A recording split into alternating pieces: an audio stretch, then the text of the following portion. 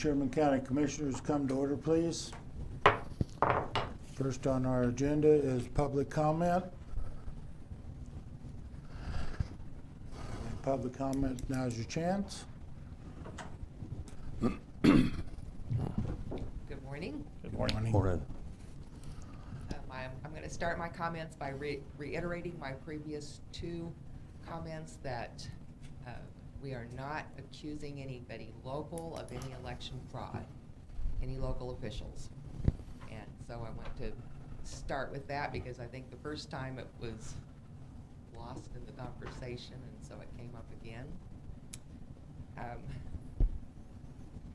I want to check where we are with did we find out what the rules are for the audit committee and poll workers, and where we are with printing paper, the paper poll books? Brett, do you want to address that? It's a rather long spiel, so do you want to do it now, or do you want to wait till public comments over? Do you have more comments? I just want to make sure that we're on track for 100% paper election for the August primary. Okay. To count it or total paper election? The 100% counting of paper ballots and paper poll books. So the counting. And the poll books. Well, I think if there's no other comments, Brett, you might as well address that now.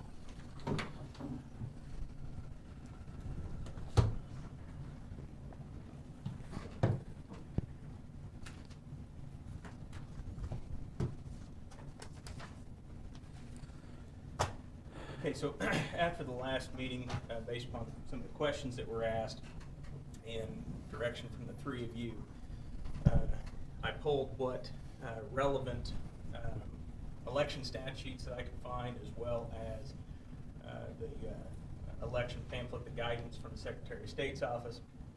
And in reviewing that, essentially what I found is that the election officer is provided essentially full authority and discretion to handle the election however he or she wants. Within those statutes, essentially the only point in time that the commission is mentioned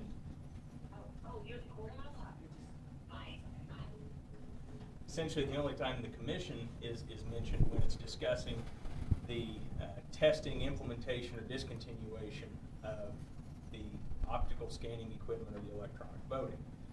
The way that statute reads is essentially to do any of those, it would take the commission and the election officer to agree on whether or not to implement a new system, discontinue, etc.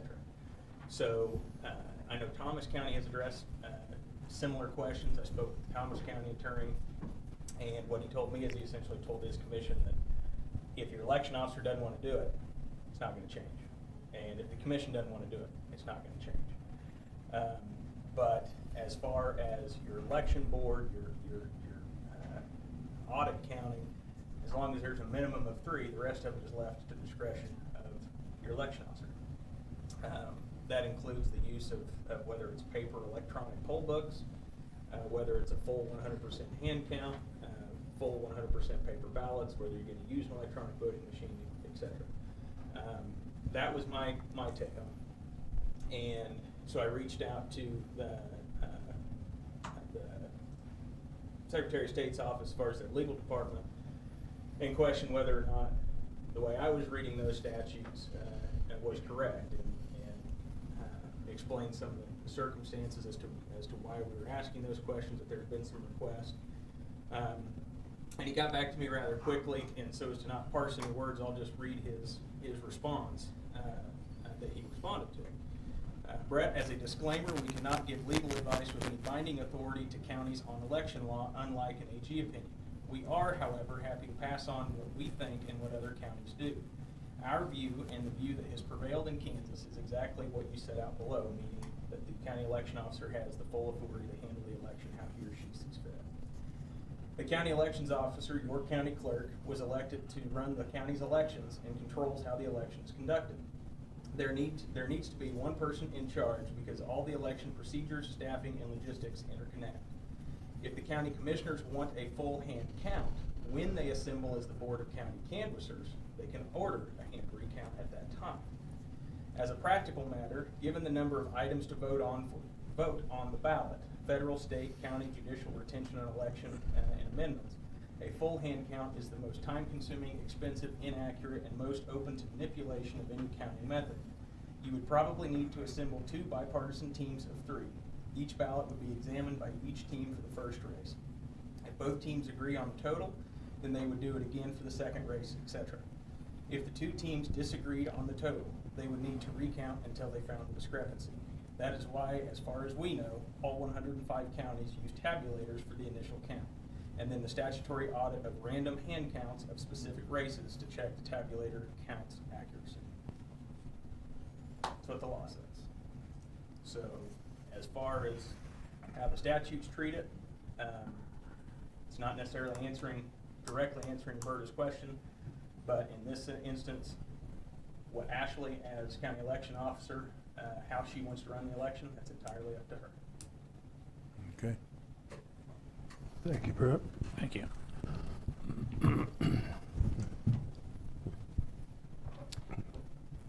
So you went to the Secretary of State's office for your information? To confirm my reading of the statutes, I emailed the Secretary of State's office legal department. Okay, and can you give me the statute number? I can give you a lot of statutes for that. Okay, thank you. KSA 254401,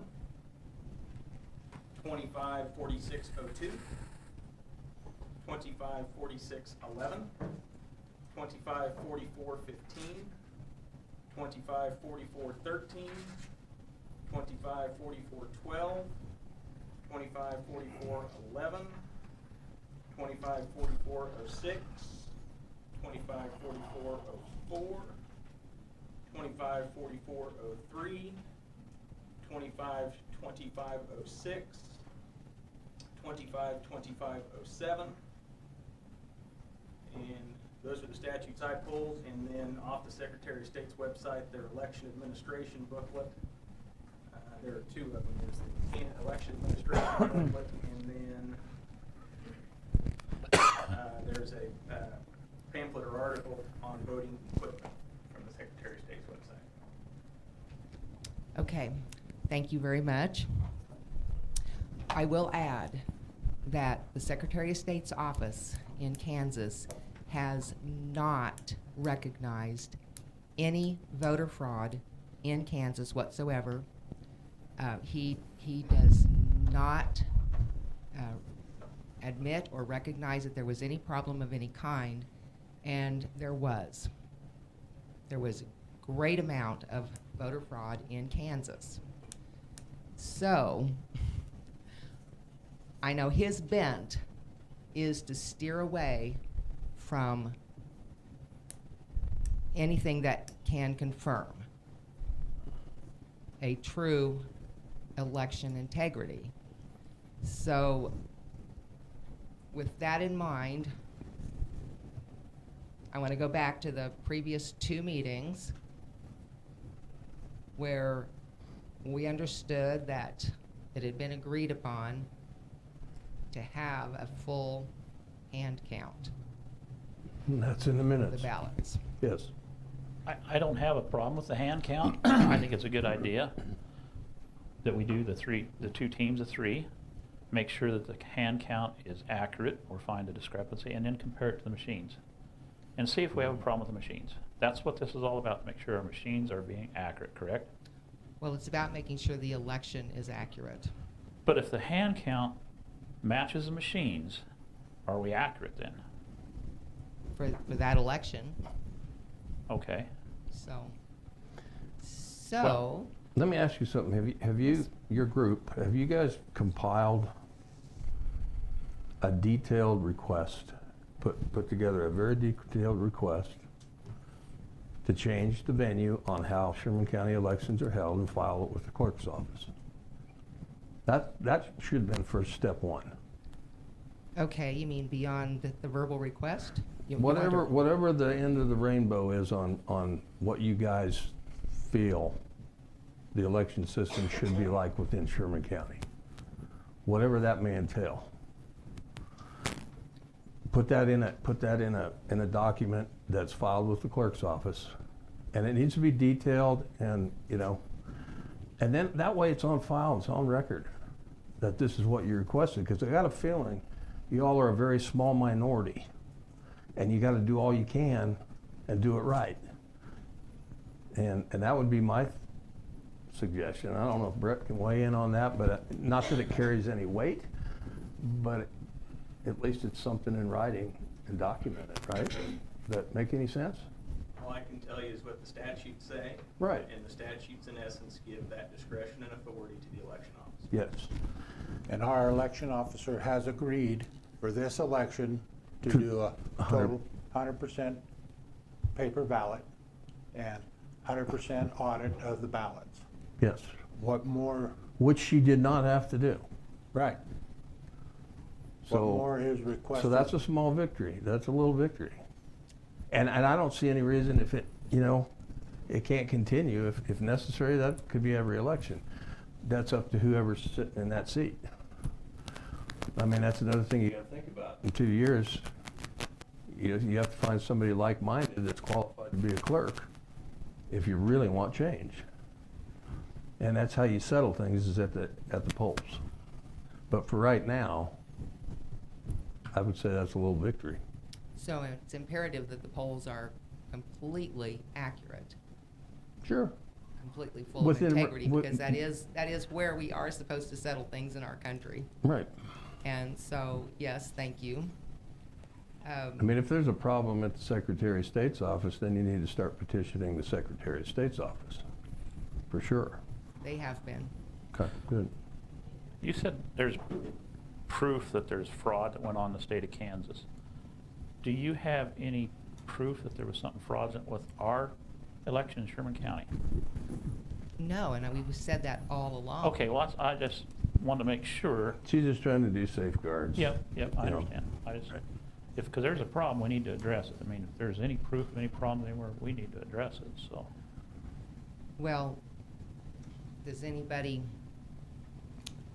have any input on that? I know a man, Dr. Frank, has done a tremendous amount of research. And he has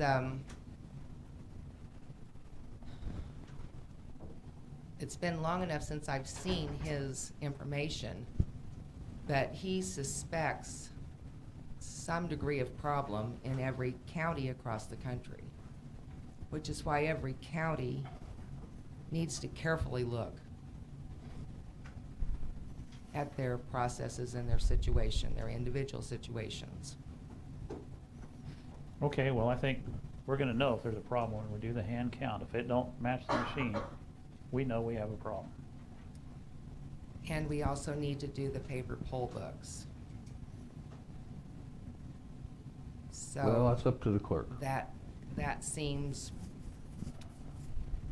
part seems simpler to me of the two processes. Is that accurate, Ashley? Simpler than what, I guess? The paper poll book part of the request, is it simpler to accomplish than the 100% hand count of all the ballots? So you mean like an either-or deal? No, we're asking for both. We're definitely asking for both, because both are avenues of issues with the elections. I don't know that it's simpler, but it's faster just to print it, but then you still need more staff to man it. But it has its own issues, I guess. So, are we on the same page for this August primary? We are going to do both hand count of 100% of the ballots and paper poll books? We're using electronic poll books already. We started voting yesterday. So the answer, I guess, is no. We're gonna do the We're gonna do the 100%. electronic poll book. electronic poll book And- this go around. Okay.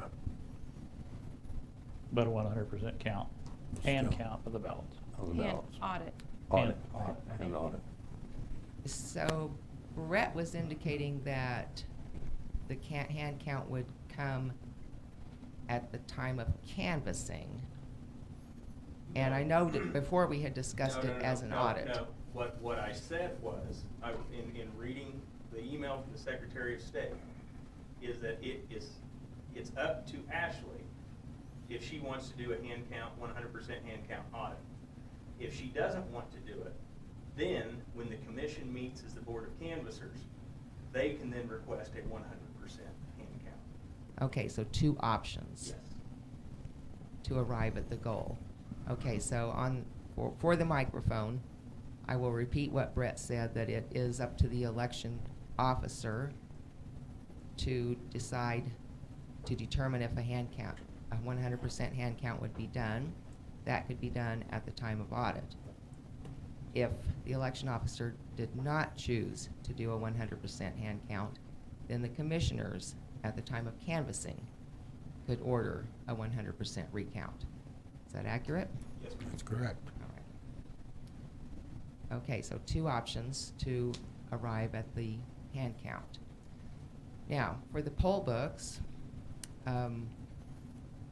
can paper poll books not be started today? They probably could. I'm just not going to. We're doing electronic poll pads. We have the poll pads. We're using them. Okay. Okay, that will be a point of further discussion then, because we really think that the poll books are a point of entry for fraud. So, We haven't had any issues with them, so. and that was a point that Dr. Frank made. The clerk after county was completely unaware that there was any issue in their poll books, and he pulled up his data to show that there was fraud within them. It comes in, they use the votes, and then they remove the names. So what I will try to do is locate, there's so much data out there. There's so much information, articles, videos. I will try to come up with a short list of the most concise articles and videos and bring them to share. Okay. All right. Thank you very much. Thank you. Thank you.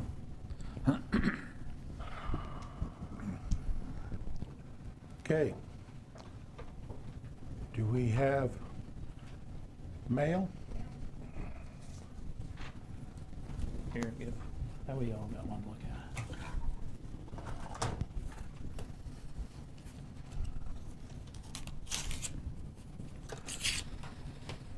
So we changed our seating a little bit today so we can all see each other when we're having a conversation, and I think we're gonna look at getting a smaller table so we're closer together, because we determine it's important for us when we're trying to make a decision to be able to see each other and have our conversation. So that's a new change that we're trying to implement here. These are the minutes from the May 26th High Plains Mental Health meeting in Hayes.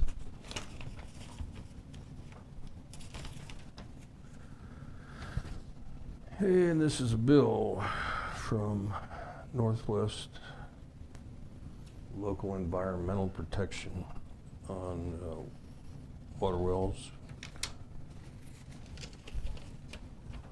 Is it the wells here or down south or both of them? This is 6-month well average.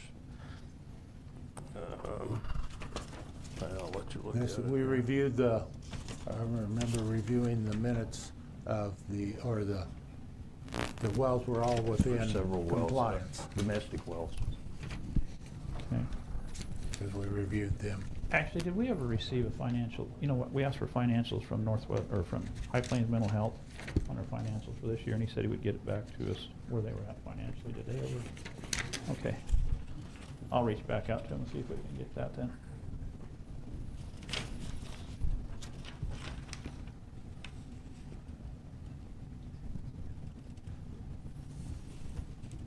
Because they have completed their budget, it says in here. Okay.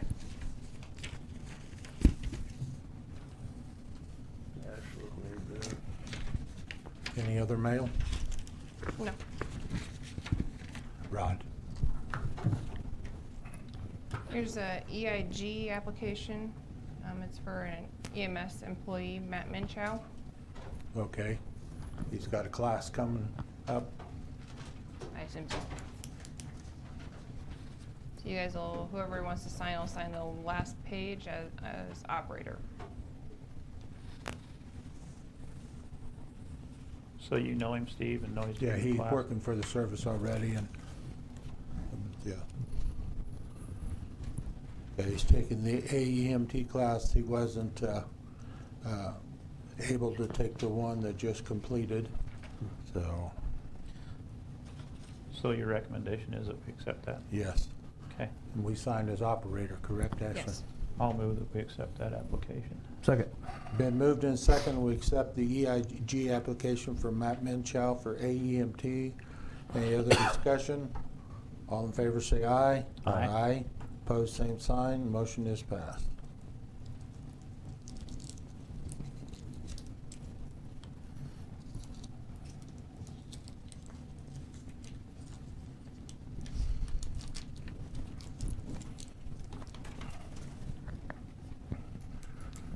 Here's the Come on up, West. Chrissy. That's all right. Come on up. You're just kidding.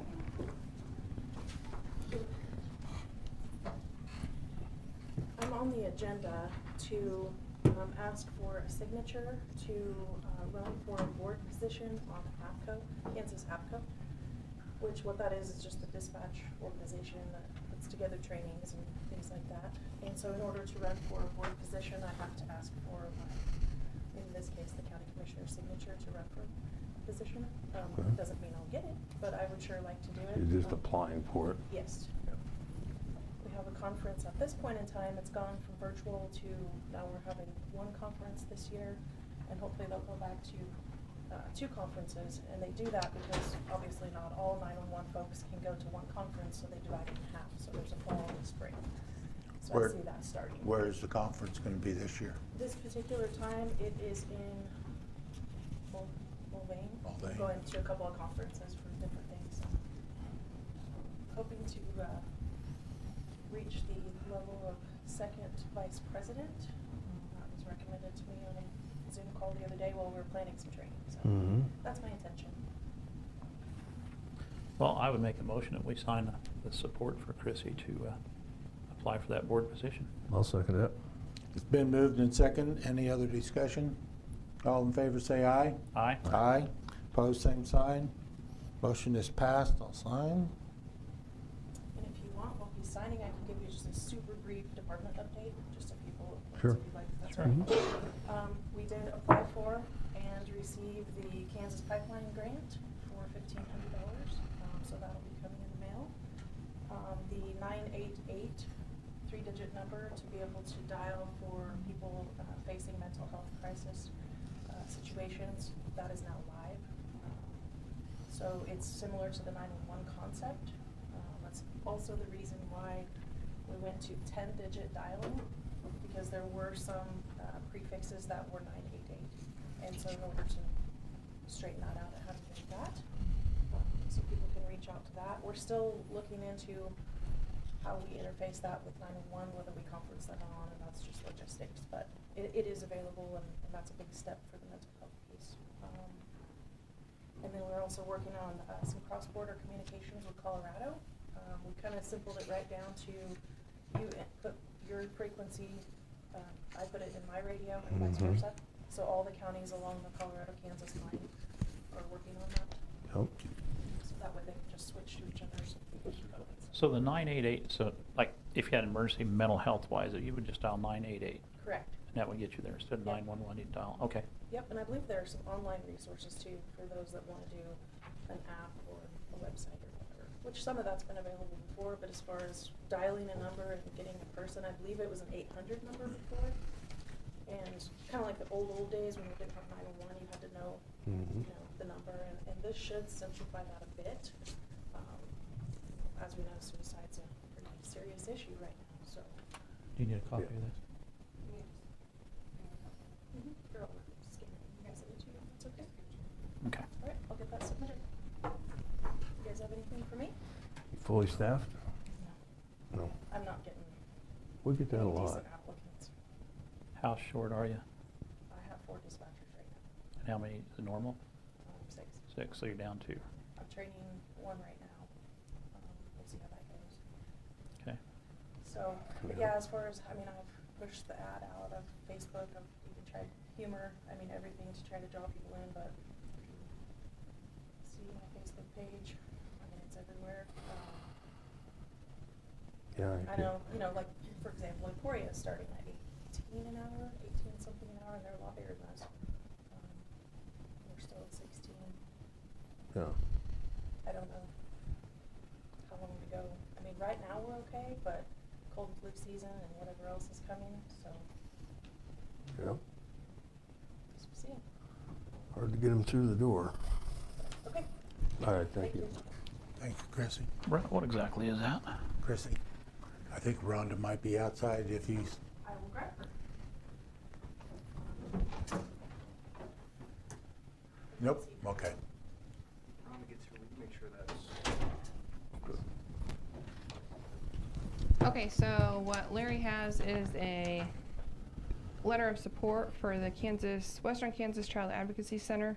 They need they call it a JAG waiver every year that you guys sign, so they can use that to apply for grant funding. Okay. Wording is still the same as every other year.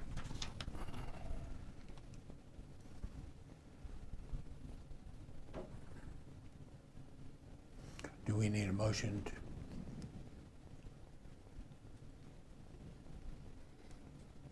I'll make a motion in support of Western Kansas Child Advocacy Center for their grant. I'll second it. Been moved and seconded that we support the Western Kansas Child Advocacy. Any other discussion? All in favor, say aye. Aye. Aye. Opposed, same sign. Motion is passed.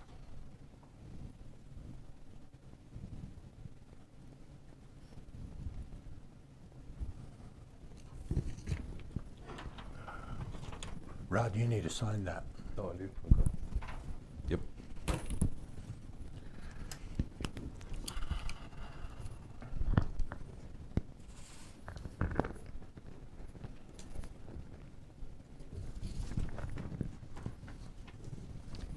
We have some change orders. The ones that say PI Tower Development, it's a personal property error that was found in the appraiser's office.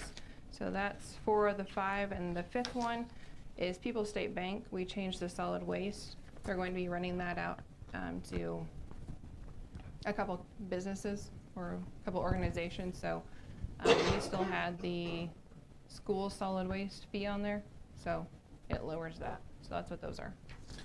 And the county appraisers, I assume, looked through all that, everything's Yep, okay? she's the one that initiates those. Okay.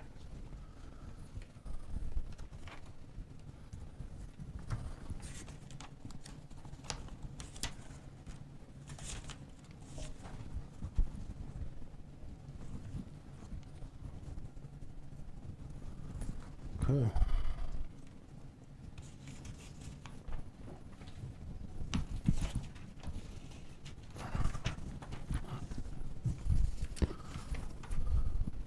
I'll make a motion, we approve the tax roll corrections.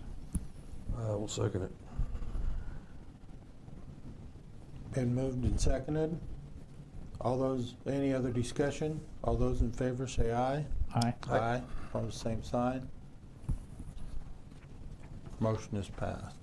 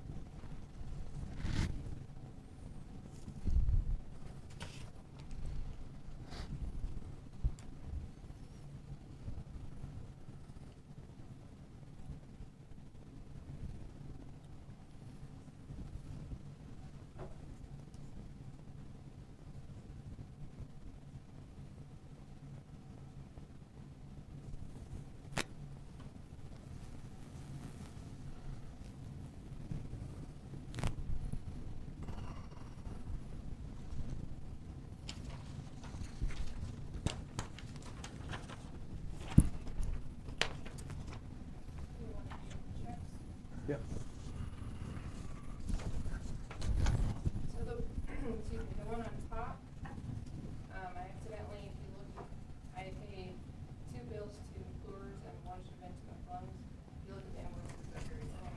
So I had to void that check and then redo a whole other batch for just those 2 invoices. So there's a voided check. And then Yep. those invoices are in the bar back. Okay. I had a question on 2 of the checks. 66095, it's attorney forfeiture on the Dillon Police Department firearms reimbursement. So that's for the portions that my office receives for forfeitures, and the statute's very specific what it can and can't be used for. Primarily, it can be used for the furtherance of law enforcement, and so I've offered to 3 local agencies, KHP, Police Department, Sheriff's Department, a certain amount for the equipment that wouldn't, kind of a wish list. Okay. To use some of that money. We had a rather sizable forfeiture 4 or 5 years ago now. And there's only so many conferences somebody can go to use that for to spend it down. So I felt it was appropriate to offer that to our 3 local agencies for some things that they may not use their budgetary items for. Okay. I'm just curious, thought I'd ask. The other check I wondered about was 66110. It's for Kansas City reindeer. Oh. So that's for the downtown holiday event for Jaleesa's organization. So to bring the reindeer from Kansas City. They used to get them out of Nebraska, and then somebody at the state level didn't want them to cross state lines. Okay. So that's for the downtown holiday event. Okay. I was just curious. Thank you.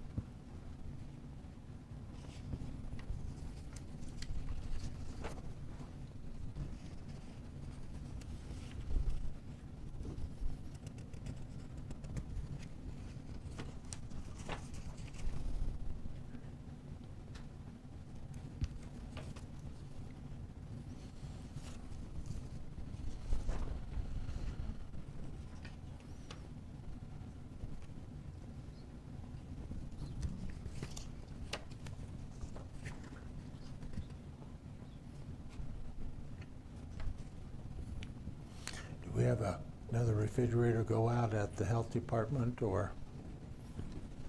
No, she had some grant funding to use and just thought it would be a good time. She said that that one that she currently has kind of fluctuates so much that it'd be nice to have another one that's more stable.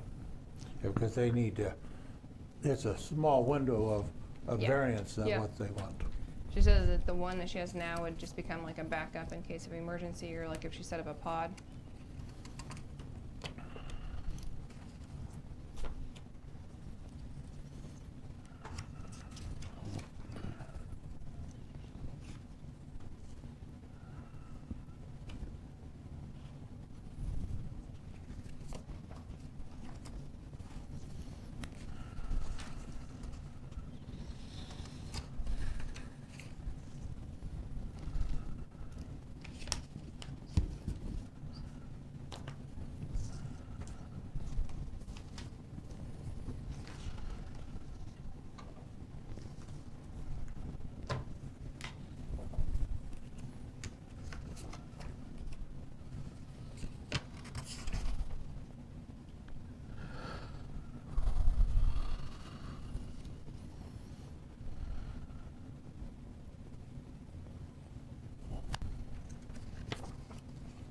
Ashley, how does the amount of ACH payments made every month compare to like this? Do you have more or less, or like credit cards and all that? Credit cards are once a month, Okay. and the only ones that are that way are credit card and use of Vermont. Or the only ACH accounts for that. Okay. In what form could we see those? Could that like be emailed to us, or like in a report? Aren't they on that printout? Are they're on there? Everything's on there? Okay, okay, just making sure. And for I didn't know if there was, the credit cards, like that same way, you'll get a big old clip, and it'll have statement and then each receipt behind it. That'll be the next meeting. When you go down that list to the top, right on an email, it'll show whether it's a check or the other payment. okay. Now, will it show like if there's late fees? Like say somebody to turn a ticket in soon enough? Okay.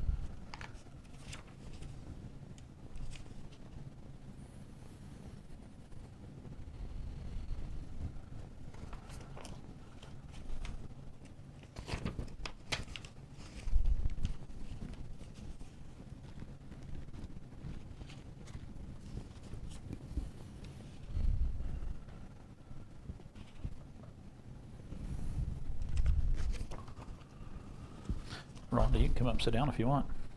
Are you ready for it? Well, when they're done, but you don't have to stand back, or you can come on up and sit down. I set the car for a while. Okay. So it's not that big a deal. Reading, we're seated like this. I want things changed so we can see each other when we're talking instead of sitting in a line.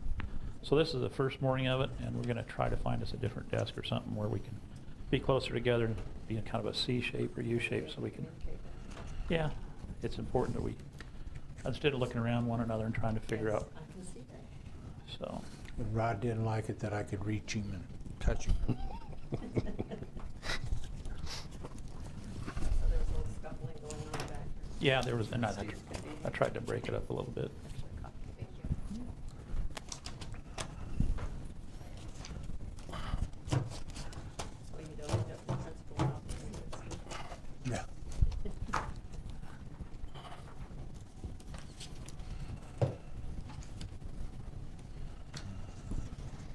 Hi. Good. Thank you. I'll have to look my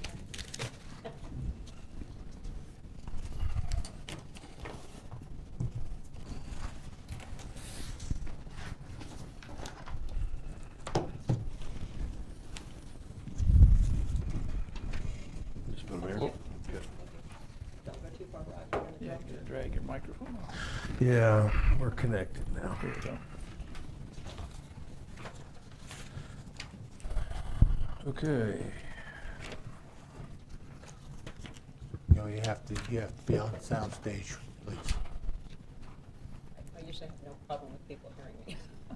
Ask my son, he'll tell you that. I'll make a motion to pay the bills, the amount of $2,646.61. $119,961.20.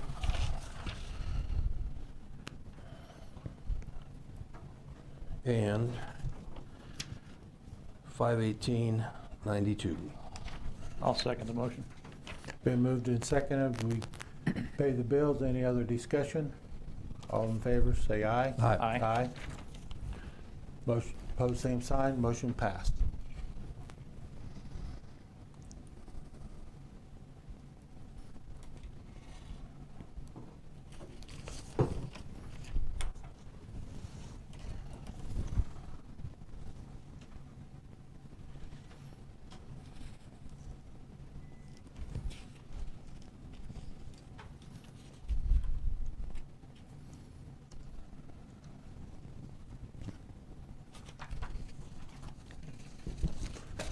All yours, ma'am. Morning. I have your first quarter report for your health insurance, which was from March through June, and our year-end report. So we can kind of see where we ended up on our self-funding last year, and kind of go through some reports real quick this morning. In section 1, you'll find our last year's report, which was for March of 21 through February 28th of 22. And we have had a self-funded plan for many years, which we have built up a nice reserves on. So when we have a rough year, we're taken care of. We had 11 stop-loss claims last year. That's the most we've ever had. Actually double, I think, more than we've ever had, that you're going to have those years. And I would assume some of that was a little bit of COVID trailing into 21. But if you'll just go through where I have highlighted, kind of about 3/4 of the way down the page, you'll see 11 stop-loss claims. Exceeding the stop-loss were $646,043.31. This is the amount that Blue Cross paid over our $40,000 stop-loss. So anything that went over. So they paid out quite a little bit of change last year on the, that went over our stop-loss. 87,000 was where we ended up in an aggregate, which means, again, another 87,000 was paid by Blue Cross because you hit your maximum attachment point, which protects the county at a certain dollar limit. So we know what our worst-case scenario is. You hit it, Blue Cross kicked in and covered that additional 87,000. So again, the 646 and the 87,000 were both paid over your stop-loss amounts, whether it was individual stop-loss or aggregate, and those were paid by Blue Cross and Blue Shield. The county paid out $971,380.96 for claims. And that was money you put back in your reserves based on our maximum funding. Okay. If you'll look below that, you'll see the 4 prior years, which we have come in extremely better than we did this past year. So each year we've built up additional reserves. The difference between that aggregate stop loss, the $724,000 for the 2021 year. We had the difference between that and $1,027,000 that we left in reserves. Yeah. The year prior, we had claims of $729,000. Our attachment point was $951,000. So again, we were able to keep that in reserves. And again, $773,000 the prior year, our exposure was $921,000, and then $890,000, and our exposure was $908,000. So for most of the years we've been self-funded, we've had additional money remain in that reserves. I think we've had 2 years that we went over, and we really kind of made up for it last year. So, Yeah. so let's go to section 2, and we'll talk a little bit about where we are headed at this point. Yeah. Here we are. Let's move in. For March 1 of this year through June, we have had 3 stop-loss claims. Blue Cross has paid $41,000 over and above our stop-loss. Our aggregate stop-loss amount that the county has paid is $302,000 in claims. Our attachment point is $376,000. So we're back in the right moving in the right direction. Mm-hmm. So we're spending less than our attachment point, so, which I think is nice to see. So how many stop-loss claims did we have last year at this time? At this time, I'd have to check, Rod. I'm just curious. But, and I knew somebody was going to ask that as I was driving up here this morning. But I will check, and I'll shoot Ashley an email on that. Okay. So, I was so curious. yes, we can compare. Matter of fact, I had that in my briefcase last night, and I took that report out, stop loss, through June of '21. That'd be good to know. I know it seemed like all of a sudden we just had a Yeah, it's lot like, of when did it claims. happen? Did it slowly trickle I in, think or we was it like? started off okay, but I think it was that second quarter we started taking a dive. That's what I'm worried about. So, but, well, maybe it's a good sign. Yeah. Let's be positive, Rod. All right, okay. You know, and again, we want people to get, you know, have services when they need them, Yeah. that's why we have insurance. But the fact that we've self-funded has given us that flexibility, you know, to kind of offset premiums and those things if we need to, because we've got that money in reserves. So, otherwise, that money's sitting there with Blue Cross and you never see it again. So, Right. keeping it here until you need it is always good. How many years ago did we go to the self-funding? I want to say 7 or 8, Larry. I was gonna say around there. And I will also, I know at renewal, we looked at that report, how we have fared over the years, and I'm thinking twice we've hit that aggregate attachment point.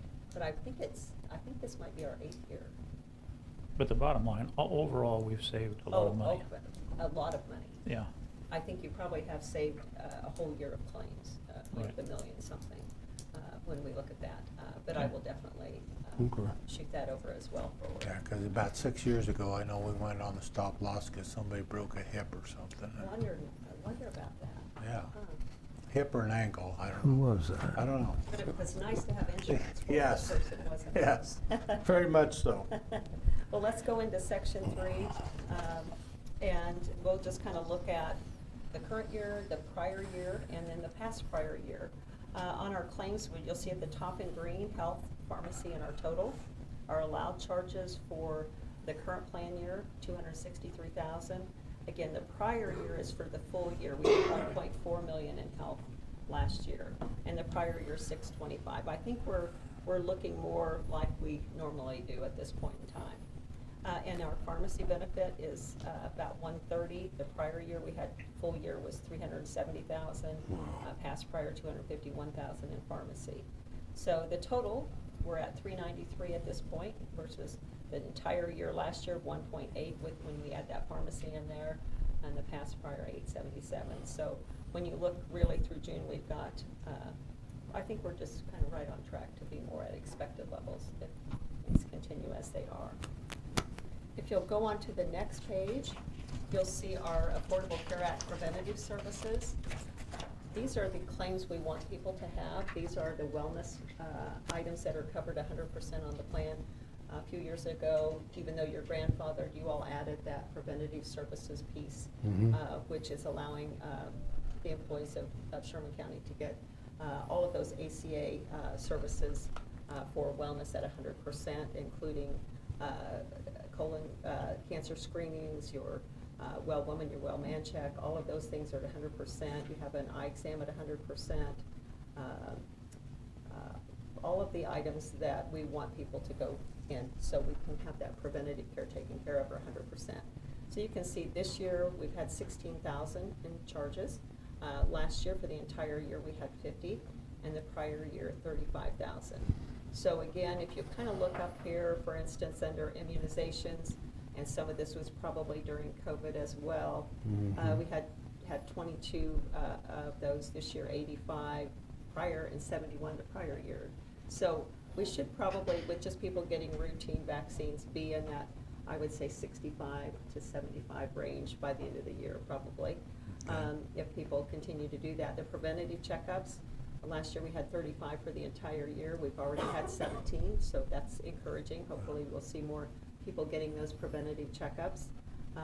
Our eye exams are a little higher when you look at that, if we average that for the next few quarters, which is good. An eye exam can tell you a lot of things about your health.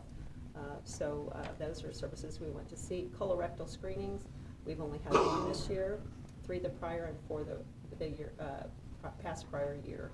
So those are some screenings we'd really like to encourage people to get if they are Now they will cover those from age 45 and up. It was 50. Yep. So I think we'll see more people getting those. We're seeing people younger, at a younger age come up with the colon cancer diagnosis. And so we want to encourage those services as well. So I think that's been a good benefit to add. And again, this is good money spent. Yeah. The top 25 providers for health and pharmacy are listed below. The reason I like to share this with you, we can kind of see where people are going for care. We want to make sure we've got the providers in network that are local. And you can kind of look through here and see, you've got people at your Walmart pharmacy here is being used. You've got some Colby providers on here, Goodland providers. So it gives you an idea that we're not missing anybody here locally for being in that top 25 providers. And again, that's a combination of health and pharmacy. Our next one is chronic conditions, and these are conditions on that are just standard with Blue Cross, kind of the normal conditions, and then additions of where you fall into those areas. I want you to kind of notice that, our mental health keeps climbing, and that's an issue across the country. But these are services that are chronic conditions, but also Blue Cross and Blue Shield has RNs on staff that can help people if they have any questions or trying to work on lowering blood pressure, suggestions with diabetics if they need some help on that. And that's free of charge to the employees to use the services with Blue Cross on these chronic conditions. And again, some of these chronic conditions can be maintained by just staying in compliance with meds and those kinds of things. So that's our list of chronic conditions. One thing I'll mention on the mental health side, and you'll see this a little bit later in your packet, we have an employee assistance program in these new directions. We did put together just, every once in a while we put together some little flyers just to get out to remind people what's available on that. There is a new kind of I guess a suicide hotline number that's 988 that came out this weekend. We've got that information in here for you as well. Again, just to remind people that that's there. But this gives them, which I've got one in your packet at the back, on the EAP program on the mental health side. If you, right inside that, it's right at the very back, Stephen, right underneath section 5. There should be one on top of that. There you go. And the thing I like about their program is that you can call anywhere from your cell phone, or you can text to get assistance. And if they need to refer you to somewhere local, they will. If they find that you are in a really bad situation, they're going to reach out to get somebody to help you as well. But it's not just for those kinds of things. One of the issues we have, lots of things going on with kids today. So if a parent is not getting through, they can authorize a text session or counseling. The parent has to authorize it and make sure it's okay, and let that child, a lot of times they can, get that cell phone and they'll get the help that they need, where they may not want to go somewhere, or a parent may not be able to get through. So that's one of the things they added about 2 years ago now, is that texting for kids if they're getting bullied at school, whatever it might be. Some kids are right now afraid to go to school this year with all the shootings and things that we've had, are a little nervous about that. So if they are, and you don't know exactly what to say, let someone who is an expert at it kind of assist. So we just put together a little 8-page flyer here again on standard information, but just reminding people, if you want to improve your life with your work and family life, even a supervisor can use this to motivate employees. If you need help time management, personal challenges, if you're needing to budget, you're having issues with those, legal assistance, any of those services that you may not think about are also part of the EAP program that the county does provide. And then just when life's too much, it just tells you some different things. From, if you can't find somebody to mow your lawn and you're going to be out of town, you can call and they'll find somebody in town to help you with that. Just little things like that. If you want to go see a Rockies game, you say, well, I don't have time to do that, but I want tickets and I want to be in this area and this is what I'm going to spend. They'll find it and call you back and tell you when they're ready. So just things like that. So it's not just for those tough times in your life, it's also how do we make your day-to-day life easier? If you want to get to working on your degree or changing, you want to look for a different career, they'll help you set up things to do that. So we actually had a client who worked at the credit union in Dodge City, and she was a single mom, and she was wanting to get her degree and had some of it. They actually helped her so she could work it around her kids, all of that. This year I went in to do meetings, and she no longer works there. She liked her job, but she has her degree. She's making more money, but all because the EAP program organized that behind the scenes to make it work for her. So lots of good things. So that was a good thing to put in. We just want to keep that in front of people so that they know it's available to them. It's no charge to your employees. So I think it's important. So, and again, mental health, anything you can do to relieve stress is a positive thing. Our high-cost members, again, this page doesn't tell any names. It just tells us the dollar amounts that were paid out. And there are 2 pages of that. And I think it's the first time I've ever seen that in your group. Usually there's 4 or 5 lines. But we had 11 stop-loss claims, and some of those are continuing on. If you'll go on back to the member-paid report, you all have a nice plan with the 50-50 share pay. One more page, Stephen. There you go. You're on it, Larry. Okay. This is a good spot. I like that, huh? Monitor. Yeah, this is good.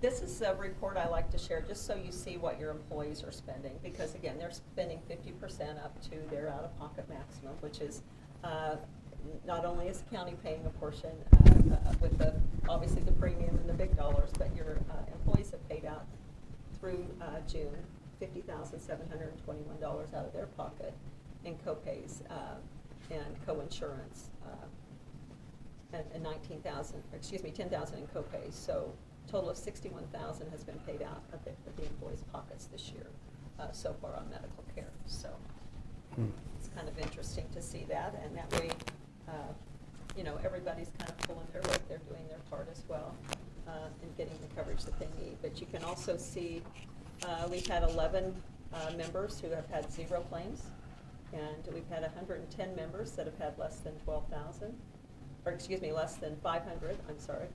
14 people that have had less than 1,000, and 13 people that have had less than 1,500, 12 that have less than 3,000. So we have no one that's had anything over 3,000 out of their pocket this year. So that's always good. But we have 11 that have had nothing. But we want them to get those wellness. We hope that they're using that wellness side. Okay, let's keep flipping. And then you'll see this claim stratification, and again, it's kind of a breakdown of that out-of-pocket, again, where our dollars are. And you'll see at this point we've had one person or one claimant that's had between 50 and 100,000 claims. So that's one of our stop-loss claims. We've had one that's between 10 and 50, and so that other stop-loss claim hasn't shown up on here yet, but that third one is in the works. So our telehealth, which we encourage people if they are traveling to maybe have that app on their phone for Blue Cross. If you need to see a provider, you can do that with the telehealth and just pay your 50% with your debit card or your flex card. And these are the services we've had through this year. $781 has been paid out for telehealth services, which is a minimal amount, but it's great if you need that to have it handy. You'll see that there is some mental health on here as well, and that is available through the telehealth or also through the Blue Cross if you need outpatient, or through your EAP program. So you've got 3 different areas. The next one is our COVID status. This is a report, obviously, that's just been in here since late 2020. And the non-telehealth COVID, or so you're just going to the provider, there's been 14 claims. And you'll see that we were billed $3,800. The plan paid $2,517, and the network savings was $1,300. So still getting some COVID claims, but if you look down here, as you can see in the little grid that we've just had one in June. It's really just been kind of flat since March. So let's hope it stays that way. The next one is our pharmacy utilization, and again, that first report kind of summarizes everything that we're going through this morning. You'll see our current paid for pharmacy is the 130,000, and again, the prior years are for the full year. So just kind of keep that in mind when you look at that. And then you have your top pharmacy information. And then the dental is on our next page. And you'll see that the current year, we've had $21,000 in dental. Last year, we had $75,000 for the whole year, and the prior year, $51,000. So we're running at a 19%, excuse me, no, that's not our loss ratio. She didn't put that in here.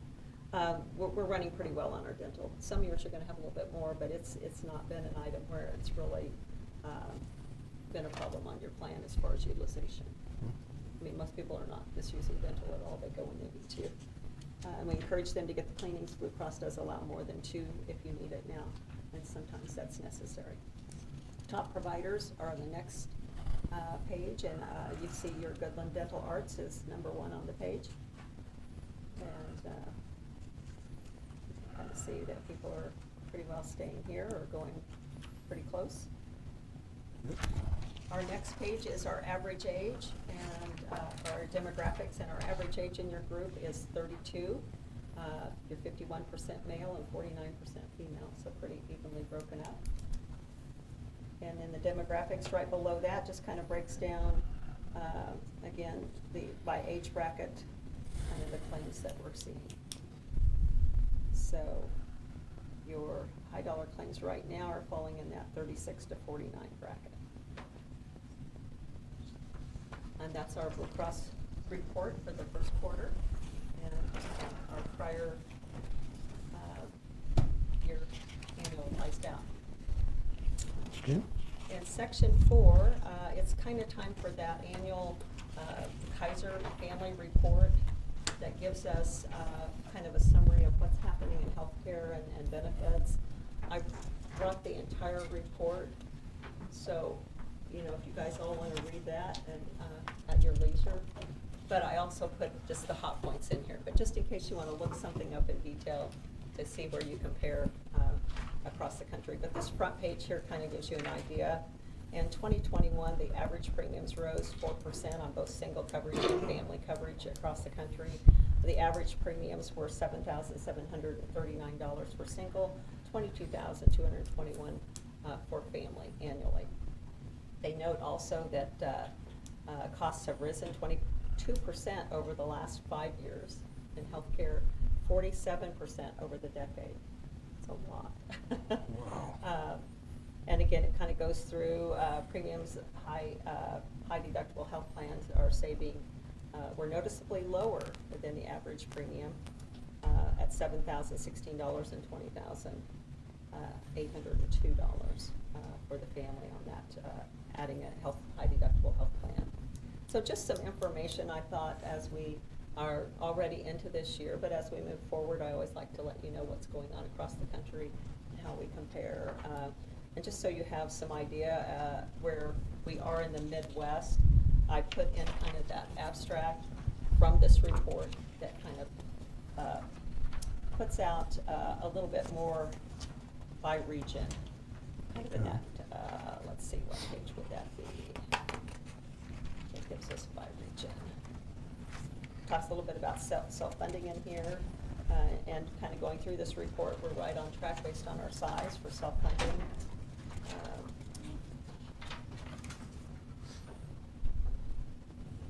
I'm not finding that, but we fall, the benefits that you're offering are really richer than most of them across the country, because you have that 50-50 in what you're contributing, because you're paying 100% of the premium.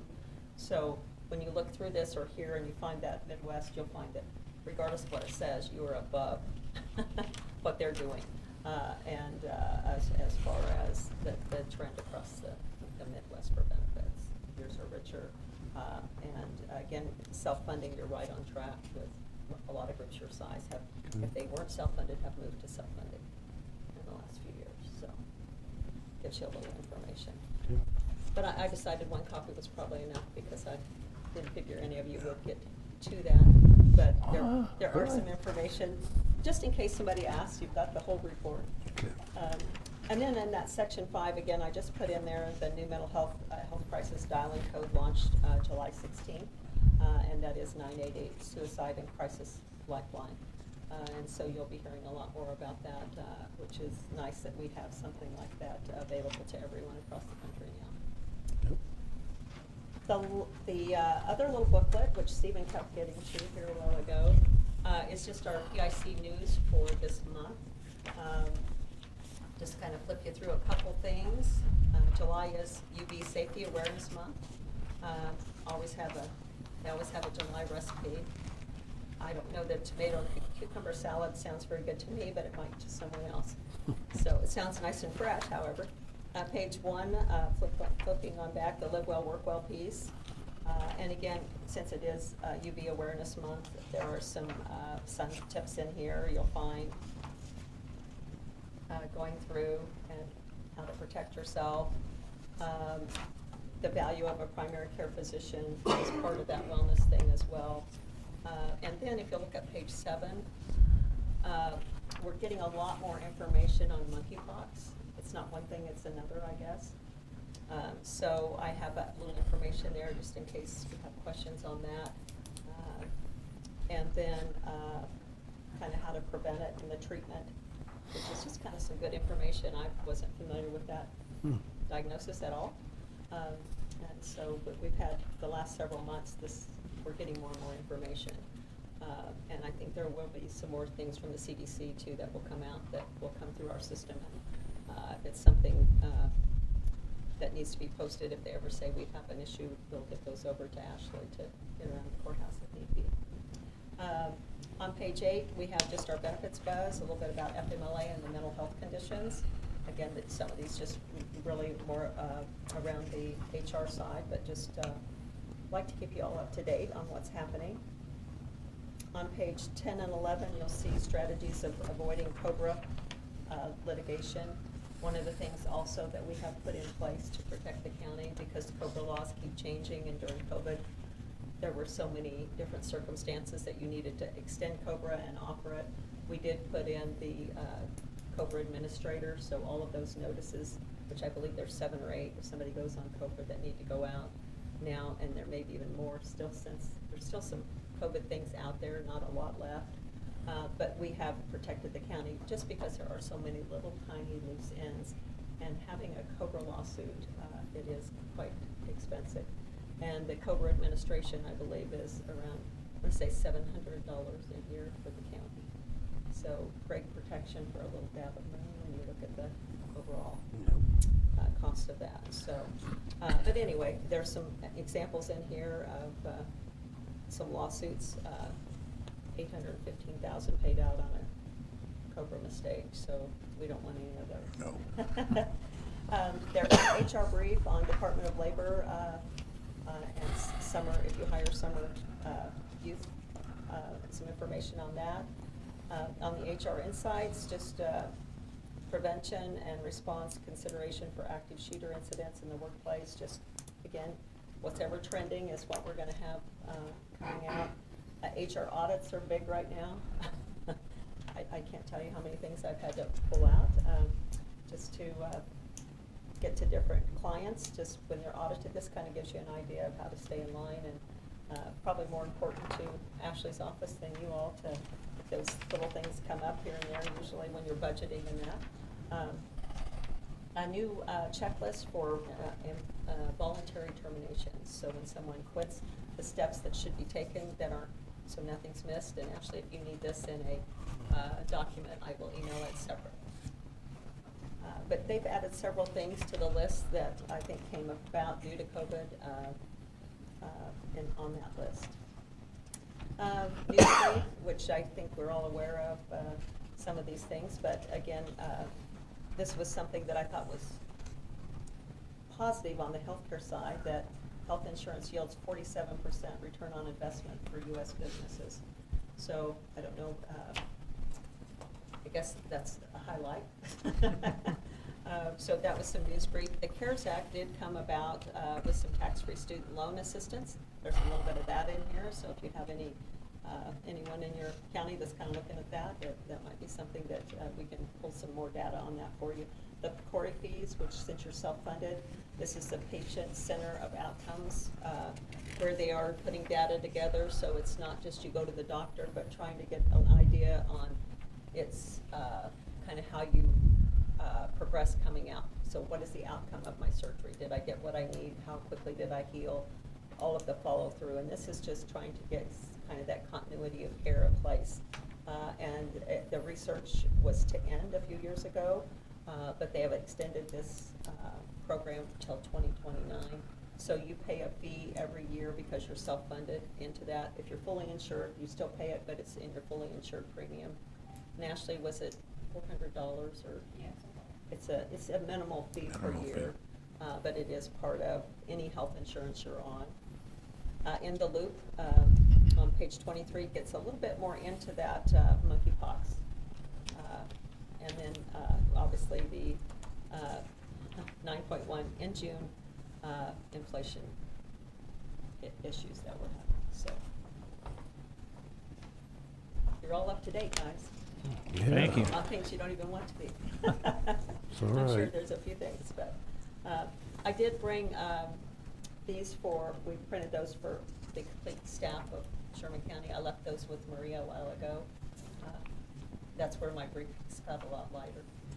So I barely had it in there. But so that's in there for a handout for this quarter. Questions for me? No. I have 2 pieces I need to get you guys, so I will get those to Ashley for you next week. Okay. Sounds good. Our dispatch lady was in and told us that the new number is implemented here in Active. Okay, good, So- good. All right, that's great. Not that you want to ever have to use that, but boy, Right. it's Right. nice to have. All right. Okay. You want me to just leave this right here for you all? You want Yes, me to hand it please. to Ashley on my way? Yeah, we'll get it in her office. All right. Well, I appreciate your time, and anything comes up in between, if I need to come up, please let me know. Okay. Otherwise, I'll see you again soon. All right. Thank All you. right, thanks for your time today. Thank Thank you. you. Has everyone had a chance to review the minutes? Yes. Yeah, I've got a couple of things. Let me pull them up.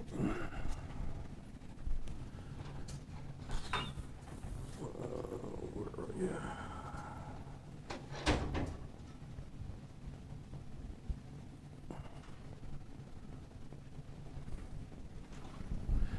On the June 30th meeting,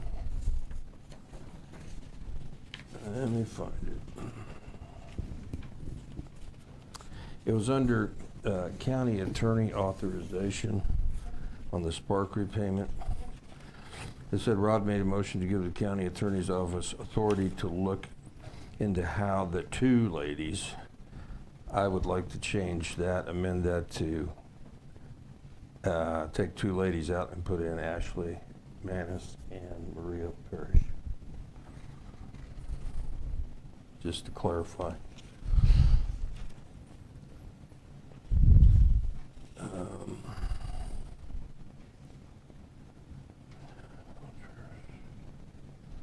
And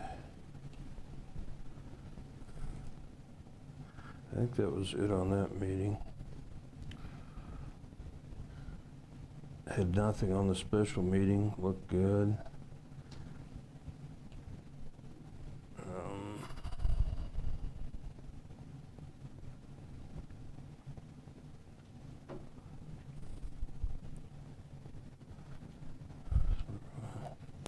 There was one, it was just a typo.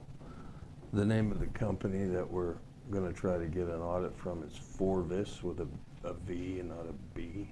Forvis. V, yeah. I can't find it here. Oh, you got it, okay. And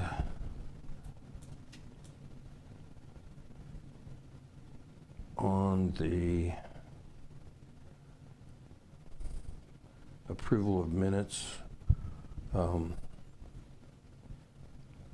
Well, it can be down in county policy when I said we needed to review some county policies. But on the minutes, I requested that we be reviewing and approving minutes each meeting. Yeah, I think I said it before we even got into that. Yeah. And that was it. Okay, I'll make a motion that we approve the minutes as corrected. I will second that. Been moved and seconded that we approve the minutes as corrected. Any other discussion? All in favor, say aye. Aye. Opposed, same sign. Motion is passed, the minutes are approved.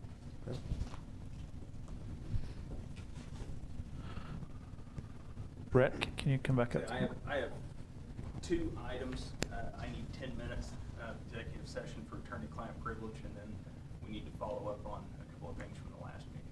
Okay. So I'll make a motion. We have executive session for 10 minutes, you say? Yeah, just to include the commissioners and myself. Okay, and we will reconvene in this room in 10 minutes. Second.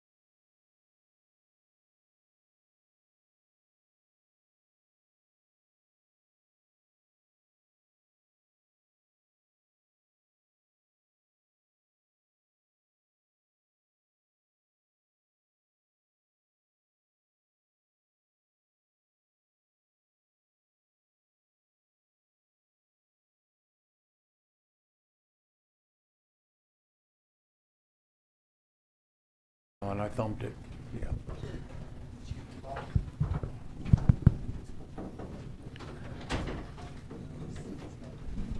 Okay. Bring the meeting back to order. Mr. Magnum? Back in January, an issue was raised on unlawful use of a county right-of-way. There's an individual that's essentially parking some equipment and other things in the county right-of-way in the ditch. We sent the first letter advising, what the statute is on that and what the county can do on that back in January. It's my understanding that that issue was not resolved, or may have been resolved and then raised back up. So I would ask permission of the commission to send an additional letter providing a certain time period for those items to be removed, or we'll follow the statutory abilities of what the county can and can't do at that point as far as removing. Do you need a motion for that, or to entertain a motion to authorize county attorney to I'll- send another letter? Also move. I'll second. Been moved and seconded. Any other discussion? All in favor, say aye. Aye. Opposed, same sign. Motion is passed. You can go ahead. And just so the record, that's for a Robert Bornman. Okay. Is that how you pronounce that? Yes. The only other item I have is I have the resolution ready for the change of meeting dates. The one question is currently, what is it, the second and third or Tuesday of the month, and then the last working day of the month. We talked about changing it to Mondays. My question is, do you want it the second and third Monday and then leaving the third meeting at the last business day of the month, or do you want it the third Monday? The only thing is there could be a handful of times when that might cross over on a court date as far as that last business day. If we don't do it the last business day, we may run into an issue of paying bills. That's fine, just as long as there's an understanding that. That you may not. Might not be able to attend all. Or at least the full Yeah. meeting on those days. I'm okay with that. I think that'd be second and third Mondays and the last working day of the month. Yep. I will prepare that for signature. I'm assuming you want to start the second Monday in August? Finish Yes. This month out? Yep, Yep. Yes. sounds good. I will have it read so. Okay. That was all I have. All right. All right. Thank you. Ashley, Any other? anything else? Make a I have motion to nothing. adjourn. Motion to adjourn. Been moved. Do I hear a second? I'll second. Second. It's a privileged motion that's on the floor, so, I seconded it. okay. It's been moved and seconded. We adjourn, so meeting is adjourned. All in favor, say aye. Aye. Aye.